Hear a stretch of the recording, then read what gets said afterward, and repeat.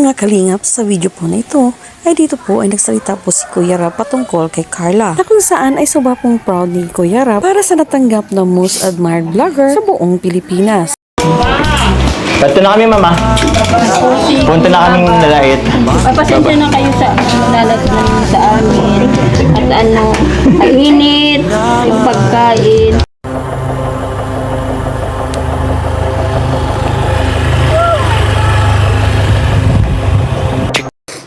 Sa mukha naman, for me, si Carla. Grabe, ang ganda ni Carla, guys. Carla Bells, si Carla, po sa billboard yan. Girl, grabe guys, parang K-pop, no?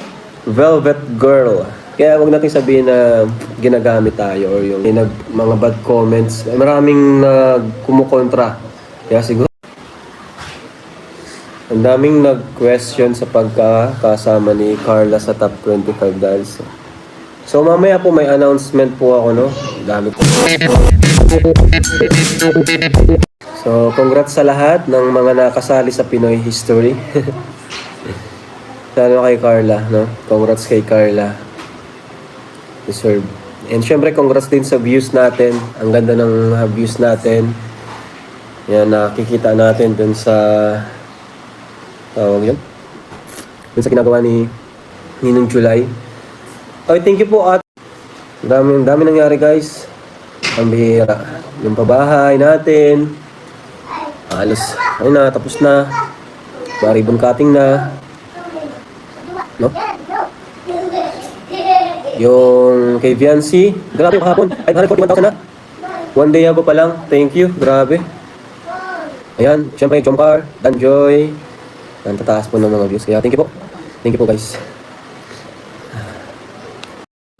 So, congrats po kay Carla. Grabe, no? Napansin si Carla.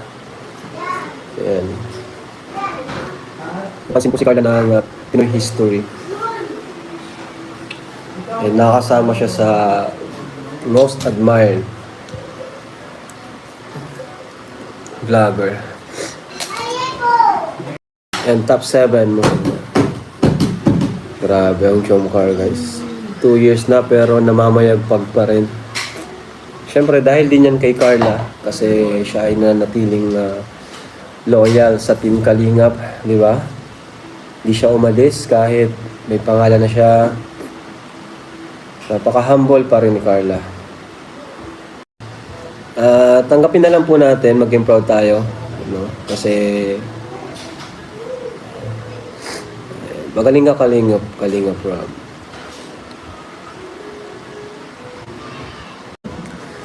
Inaano natin yung binabawasan natin yung pagiging overexposed nila sa social media. No, maliban kay Carla kasi Carla may channel na and bira lang naman si Carla mag-live, di ba? And pag nag-live naman siya, mag-isa lang siya, minsan kasama si Rose Ann. Diba? Bihira naman yung kasama niya si Jomar. No? So, saka wala. Di naman kayo mag-enjoy pag nakita niyo silang naka-live, magbabasa lang yun ng comments. Yan, mas maganda pa rin na siguro pag minsan, pag kasama kami, di ba?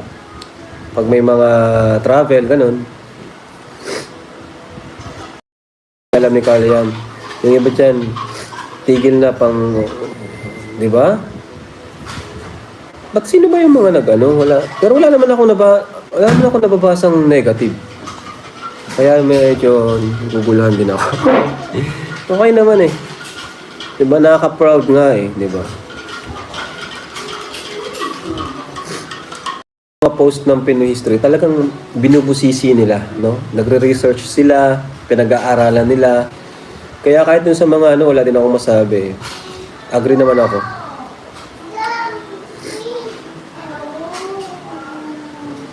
Yung artista na di niya matanggap. Nagbibiro lang yun si Alex Gonzaga. Biro niya lang yun. And for me, di na siya parang kailangan dun isama kasi given na yun eh. Artista kasi siya. Given na nasa ranking po yun.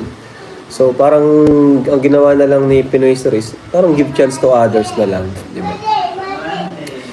Si Ivana nga eh. Sa bagay, mas vlogger si Ivana compare sa pagiging artista niya, di ba? Pero kung mas active siya sa artista, siguro di rin isasama yun si Ivana. Din po ako, and another opportunity po ito, no? May panibagong opportunity ang magbubukas para sa mga Kalingap Angels natin, lalo na yung mga walang masyadong sponsors, no? And yun na nga po yung tawag dyan, panibagong milestone namin ni Mrs. So thankful po talaga ako kasi yan, another blessing, no? Kasi yan, kami po ay naging co-owner na po ng Velvet Box, no? Fashion jewelry. And yun, thankful ako kay Lord kasi naging co-owner kami ni Jock sa Velvet Box Fashion Jewelry. And thank you.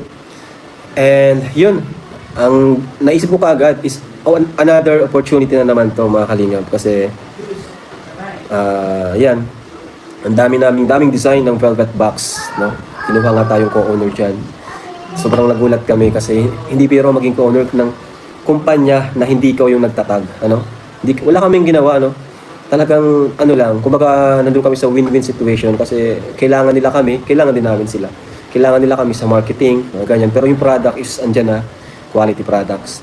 And ayan, masaya ako kasi ang una kong naisip is opportunity na naman po sa mga Kalingap Angels natin. So may kukunin akong models, di ba? Yung mga model tayong kukunin dyan. And yun. Siyempre, sideline yun. May sahod sila, di ba? So, yan. At gusto kong isama din kayo sa pagpili kung sino yung pwede nating i-model sa Velvet Box Fashion Jewelry. Ano guys? So, yan. Parang kaming may kumpanya. Kaya nakakatuwa, no? Nakakatuwa. So, yun. Yan ay ano natin, ano? Tatalakayin pa natin yan. Ayan. Siyempre, kumiti tayo guys, no? Sa inyo. Mapunta ko sa page natin ng Velvet Box. Abangan niyo po yung post ko doon para sa voting. Dito po sa page na ito guys. Ito po. Ayan yung page namin. Follow and like po. Ha? No, lahat. Watch 1, 2, 3. Follow niyo po yung page na dahil dyan po tayo ma-voting kasi yun.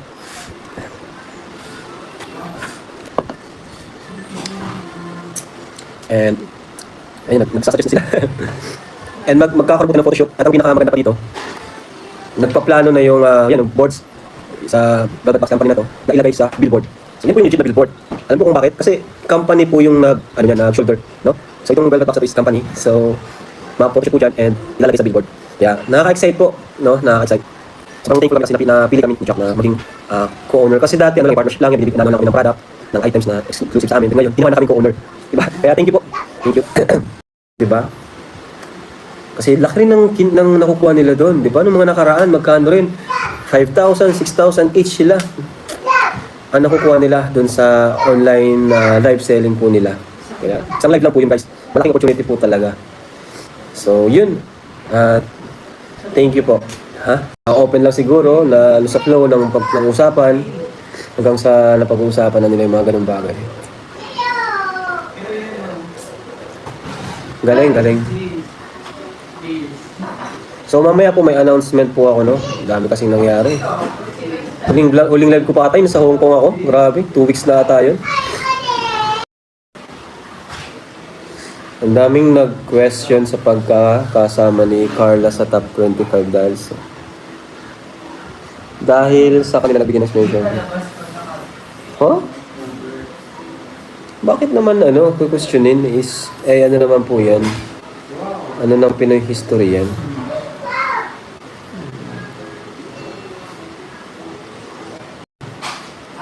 Ay, may post pala ng Pinoy history. Grabe. May post pala bang Pinoy history na nakita mo? Basahin ko. Nakita mo to? To set the record straight. Hindi po namin kailangan ng pag-follow ng lahat ng grupo o maging mga chatty vloggers sa aming page. Unang-una po, wala pong pumilit sa inyo na follow po kami. Hindi rin po kami gamit kahit sa yung tao vloggers ito. Kaming kinikita sa page. Ayan, gayaan nyo si Kalinga Prab na napili siyang transparent sa kabila ng nagkakagulong mga fans dahil lang sa isang post ng pambihira. Nagkakagulo kasi kayo guys. Wala namang masama doon. Actually, dapat nga maging masaya tayo kasi napansin si Carla, di ba? Outside community ng Kalingap. No? And ang ano niya, most admire.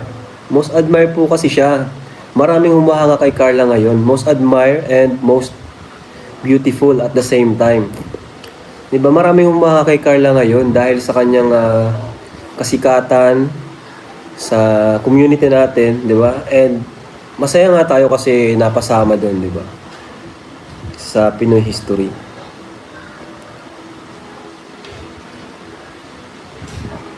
So, yun. Baka maraming mga bad comments, maraming kumukontra. Kaya siguro napa-explain si Pinoy history. No?